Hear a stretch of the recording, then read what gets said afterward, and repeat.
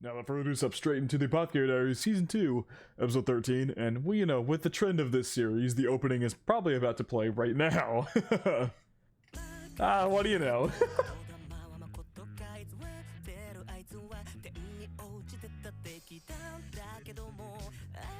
Looking as good as ever.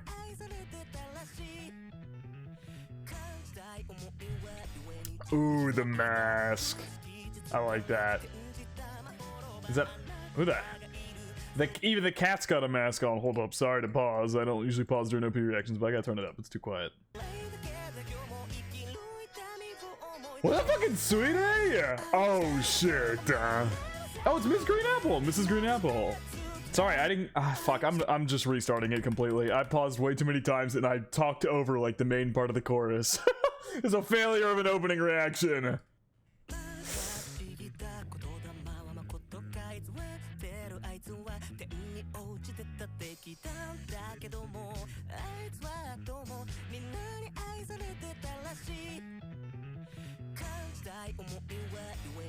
She's the Emperor and the previous Emperor, and then... oh, Lola and Shisho, and who is that lady? Is that like Shisho's wife? That's Suide, clear as fucking day. I think it might be Shisho's wife in the back? I'm fucking talking over it again. I'm so sorry. I'm supposed to be... okay, I'm gonna just shut the fuck up for this entire watch through of this opening. I'm trying to like analyze it while I'm watching because I'm in that mindset right now for this series. I need to just enjoy the opening song and then I can maybe scrub through a little bit later. I don't like to look too deep into the openings, especially of a show like this, but this series is also so fucking good. I would never find anything out anyway. Like, so many of the details of the last opening were so meticulously placed, you don't notice them until after the episode they occur in.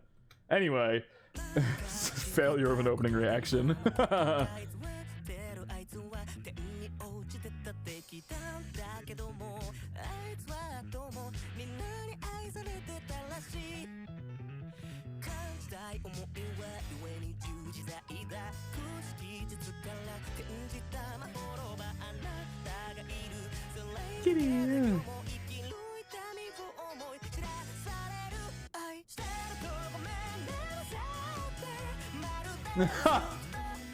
We're covering events from the first core here. Oh, maybe not. Some of them for sure, yeah. Whoa. Ooh.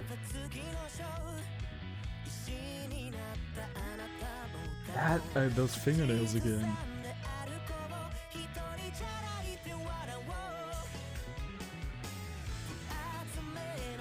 Huge focus on masks.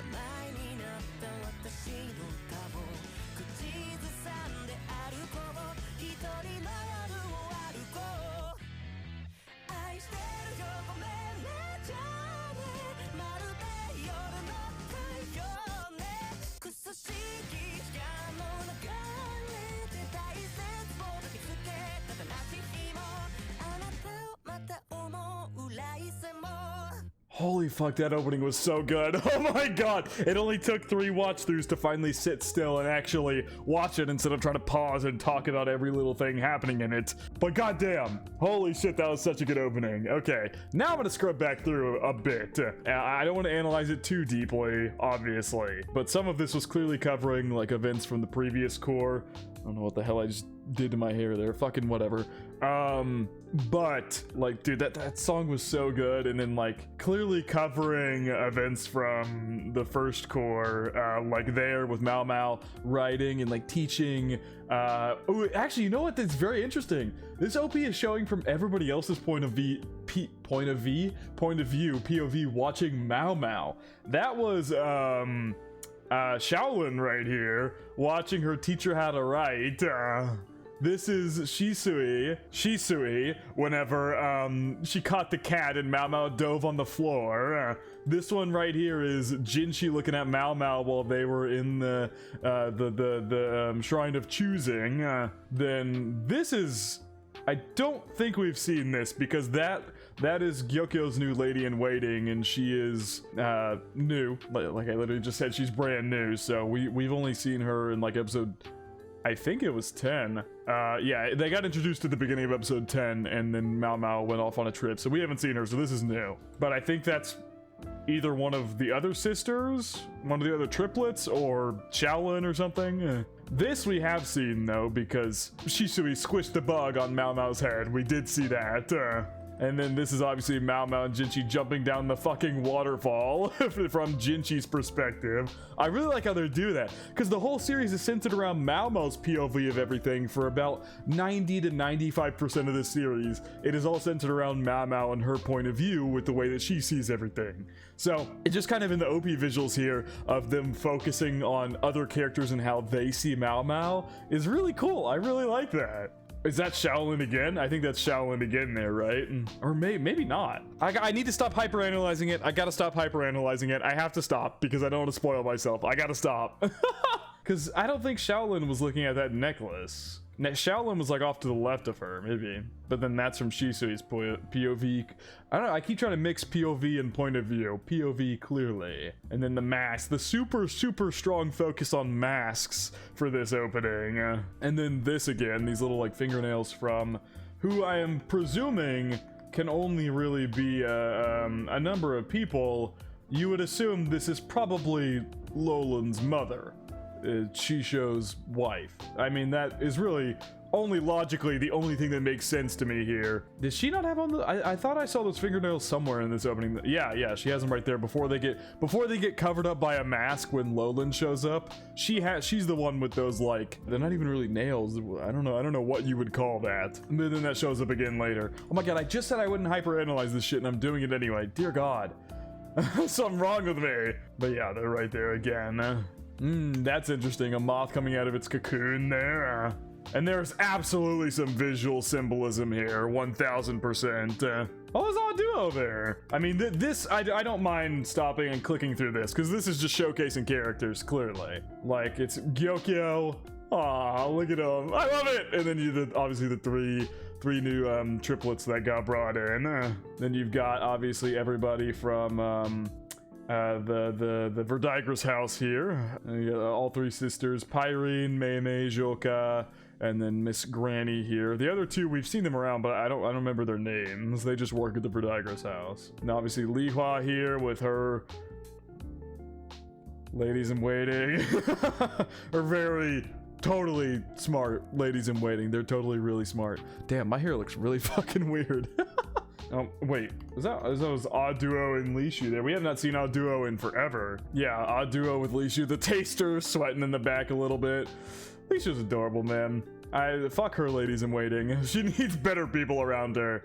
But yeah, Odd Duo there, we have not seen her in forever. And then obviously Gaoshun here, the Quack Doctor, Mao Mao. Like, goddamn, these flash by so quickly. Obviously, Lacan here. That is the adopted son, right? If I'm not mistaken, because I got it confused last season with Suide dressing up as a man. I had thought that was the adopted son, but no, I'm fairly certain this is the adopted son. I think he's still from the Law clan, if I'm not mistaken, but Lacan just adopted him, right? I might be misremembering that detail. And then Luomin here, and then Jinchi. Interesting, with hands pushing Mao Mao, Shisui, and Shaolin. And then interesting, and then there's like a hairpin in her hair. What hands is she reaching out for there? There's two hands grabbing her. Whose are they? And then interesting, it ends with a visual of some ice cream. Oh, this score is gonna be so fucking good.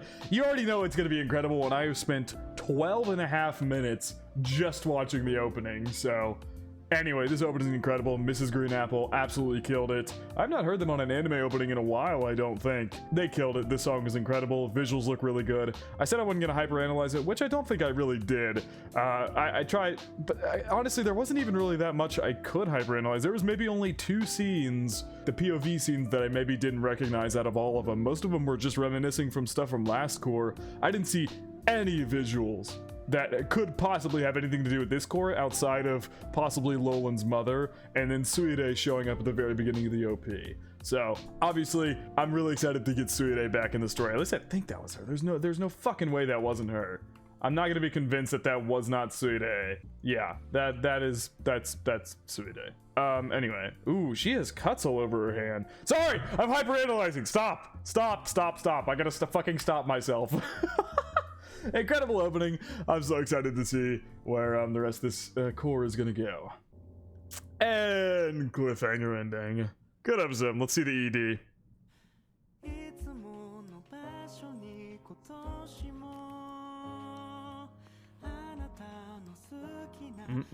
Mamo getting sleepy. Yeah.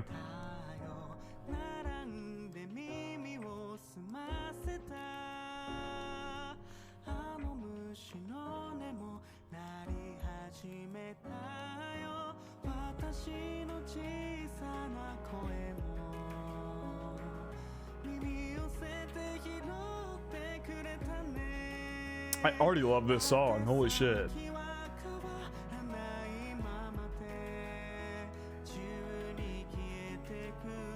Oh, little Mao goes running by. Oh shit! I haven't seen him in a song as well since the My Hero ED ever. I'm gonna go back and get the chorus once again. I'm fucking talking over it.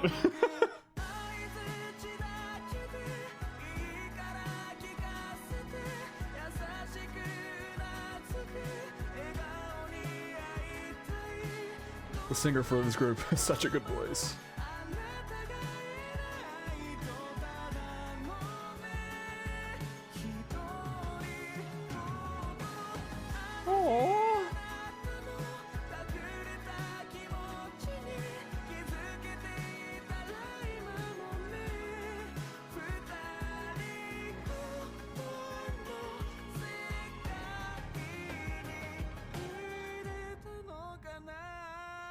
Damn, that ED was so fucking sweet. That almost got me tearing up a little bit. What the hell? That might be my favorite ending of this show.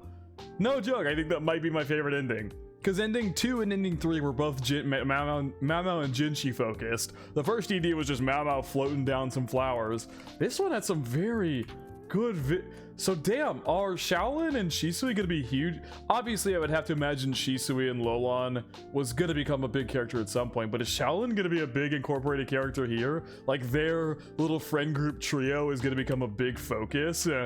Like this whole ending was the 3 of them. This entire ending was focused on the 3 of them, which also like having the visual here of it playing and then Shisui being at the very top there. And this visual is also super interesting. You got Mao and Shaolin who look at each other and smile, and then Shisui is a little bit late to the smiling party. And you get this final visual. Damn. Oh man, this makes me kind of sad though, because like this friend group is in a way kind of fake. Like it's because Shisui is not actually Shisui, she's Lolon the concubine. But then again, it also begs the question, is Shisui the real person, or is Lolon the real person? I would have to, I could be proven so wrong about this, but it feels to me like Shisui is probably Lolon's natural self, if that makes any sense. Like when she gets to do what she wants and gets to be happy and doesn't have to be a high-ranking concubine, she is how she is as Shisui. That is her natural self, at least that's how it kind of feels. Shisui doesn't feel like a fake persona. I guess I should put it like that. That's getting outside the realm of talking about the ED. Well, no, not really, because the ED's focused on these 3.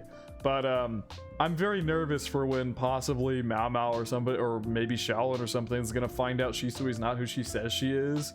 Because especially after this episode and like this ED, it really feels like they're going to continue building this trio up as a really sweet friend group that I'm nervous might break down if something happens. But yeah, and also the way that this song is like a super emotional sounding song.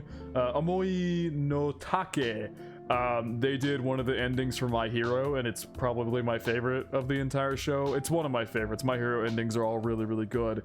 It's definitely one of my favorites in the show, for sure. The guy's voice from this group, I don't know, I think it's a group, a gorgeous fucking voice. He absolutely kills it on emotional songs. And this ED was, then again, ending 2 and 3 were, I guess, on the more emotional side too, but I don't know, the song fits weirdly more with this group and the visuals of this ED. I don't know how to put it. I don't know. I'm just scared. That's the kind of vibes that this ED gives me with these 3. Anyway, yeah, both opening and ending, absolutely incredible. This core is gonna be so fucking good. I'm so excited to catch back up. But